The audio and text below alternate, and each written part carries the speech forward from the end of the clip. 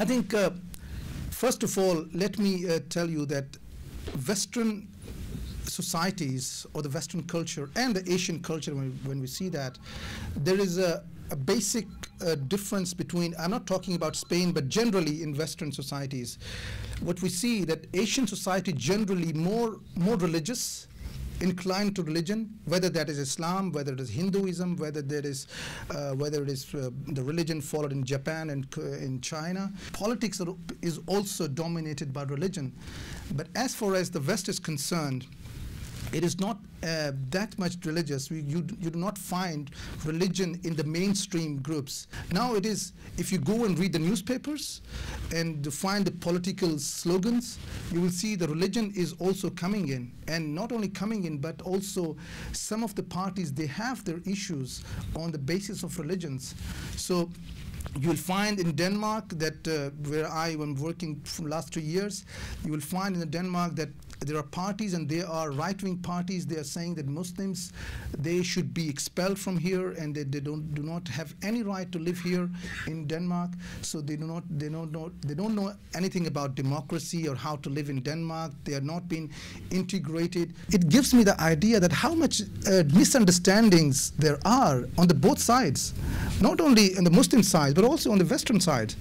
There are so many misunderstandings which we need to overcome. There was a time when we were using this term Islam and the West. Islam is a one entity, the West is something else, like Barcelona versus Real Madrid. So it's like that, you know that how much crucial these matches are. So it's not like that now. Now the whole new last 30, 40 years, but particularly last 30 years, I would say the new dimension has becoming, now people are talking, especially Muslims, Islam in the West, not and the West. So the Muslims have very strong presence now in Europe. So the Muslims, what they are saying today, that we are Muslims. Of course we're Muslims, but we're European Muslims. We belong here. We've been born here. The basic idea was to earn and to go back. Earn some money and go back with your own country, go to Pakistan, go to India, Bangladesh, go and have a good life. But when they came here, in European, in this continent, they found a lot of opportunities. They found a lot of money. They found a lot of rights which they were not having in their own Muslim countries.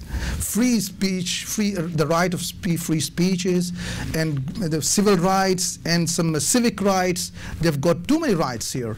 They were not being even thinking about in their own country, especially the Arabic background countries. They were not having these rights. But then when their families came also after them, the family followed them, and then the kids followed them after that. But when the second or third generation came up, they said, we are not fit there. We cannot speak their language. We do not know their culture. We know the language of Spain or UK English or German or French. We're not fit there. We're not going back. And that is also in the terms that a big shift, I would say, in terms of that the indigenous Muslims, that those Muslims who were born in Europe and then they brought up in Europe. So that was it's a very amazing thing, I would say. I found out that there are a lot of misconceptions about what is going on in Europe. Today I was coming back in the plane, and somebody's sitting with me, a Danish guy. He said, we were just talking, I think I'm from Pakistan. The other question was, well, there are too many problems in Pakistan. So, this is how the conceptions are. So of course, there are problems in Pakistan, but when these problems you are making so huge that it's covering the whole society or the country, that itself, what mindset you are having about a country or a society. So the same when we are coming here in Western society, that this is the West. When you find people drinking alcohol, they're not like this and this, very free society. So a lot of misconception. I would think this has to be bridged, and a lot of study, a lot of when I say that a lot of serious thinking has to be going on, looking in the both perspectives. It's important. that Islam should not be looked, or the Muslim should not be looked at a security point of view, that you are a security threat, you've been observed and you've been watched, and your actions are not not been looked as a normal Danish or any other European person. So the Muslims need here confidence, and as much as you need on others. So what is the explanation or the definition of integration? So itself, I think it's very important, and the society has to be come up with the thinking or with a solution that how we can find out and how we can the Muslims that are coming in this part of the world, how we can integrate them and how we can include them, not to exclude them. Muslims are trying to build their own institutions in Europe. Institutions, when I say that, they're saying that they're saying that we are European Muslims. We do not look back to Pakistan, to Bangladesh. For example, I am an imam.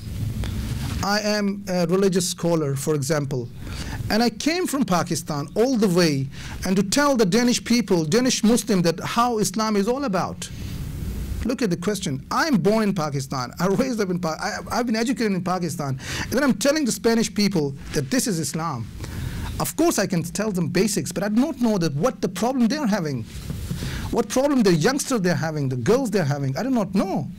So when I come here in Denmark or in Spain or France or Germany or UK, so what I will do? I will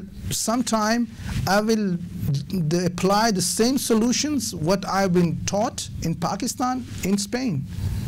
That may not go right, that go wrong. Let me ask you a question. Maybe you can ask, but let me ask this question from you. That how many institutes in Spain, they are making any of the Muslims that in future, 5 years, after 5 years, he will be becoming an imam. He will be taught here, he will be taught what Islam is all about, and 5 years he will be coming and leading in the masjid, and then letting people know that this is Islam. I'm afraid that there may not be any, because I'm discussing with this Danish Ministry of Integration, and I'm saying that why you are calling imams from Pakistan and Turkey? You should have imam from here. They said, well, unfortunately, we do not support religious people, so we cannot support them to come up and go and have some religious education like an imam or a priest, and then you can come up and become a priest or imam. So we need here in Spain or England, France, Germany, the people who are born here, and then they know about Islam, and then they come up and lead people.